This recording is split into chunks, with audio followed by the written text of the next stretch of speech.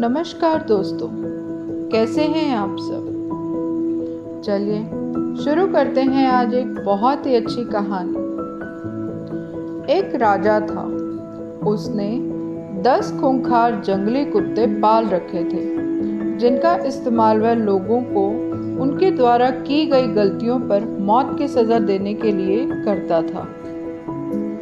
एक बार कुछ ऐसा हुआ कि राजा के पुराने मंत्री से कोई गलती हो गई। अतः क्रोधित राजा ने उसे शिकारी कुत्तों के सम्मुख फिकवाने का आदेश दे डाला।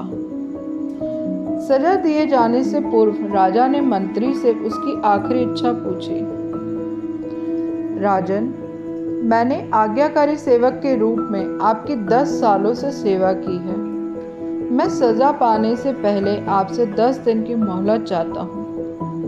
मंत्री ने राजा से निवेदन किया।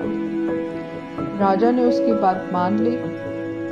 10 दिन बाद राजा के सैनिक मंत्री को पकड़कर लाते हैं और राजा का इशारा पाते ही उसे खूंखार कुत्तों के सामने फेंक देते हैं। परंतु यह क्या, कुत्ते मंत्री पर टूट पड़ने के बजाय उसके सामने अपनी पूंछ हिला हिला के मंत्री के ऊपर कूदने लगते हैं और प्यार से उसके पैरों को चाटने लगते हैं। राजा आश्चर्य से ये सब देख रहा था। उसने मन ही मन सोचा, आखिर इन खूंखार कुत्तों को क्या हो गया, वे इस तरह क्यों व्यवहार कर रहे हैं। आखिरकार राजा से रहा नहीं गया। उसने मंत्री से पूछा, ये क्या हो रहा है? ये कुत्ते तुम्हें काटने के बजाय तुम्हारे साथ खेल क्यों रहे हैं?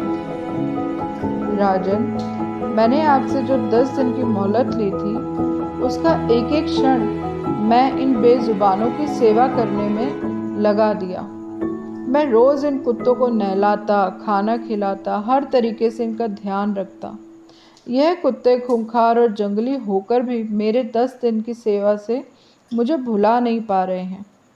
परंतु खेद है कि आप प्रजा के पालक होकर भी मेरी 10 वर्षों की स्वामी भक्ति भूल गए और मेरी एक छोटी सी त्रुटि पर आपने मुझे इतनी बड़ी सजा सुना दी। राजा को अपनी भूल का एहसास हो चुका था। उसने तत्काल मंत्री को आज़ाद करने का हुक्म दिया और आगे से ऐसी गलती ना करने की सौगंध खाई। मित्रों, कई बार इस राजा की तरह हम भी किसी की बरसों की अच्छाई को उसके एक पल की बुराई के आगे भुला देते हैं। यह कहानी हमें क्षमाशील होना सिखाती है। यह हमें सबक देती है, हम किसी की 1000 अच्छाइयों को उसकी एक बुराई के सामने छोटा ना होने दें। दोस्तों, अगर मेरी ये कहानी आपको अच्छी लगी हो तो प्लीज़ इसे लाइक करें, अपने फ्रेंड्स के साथ शेयर करें, सब्सक्राइब करें, ताकि मेरी आने वाली कहानियों को आप पहले सुन सकें। Thank you.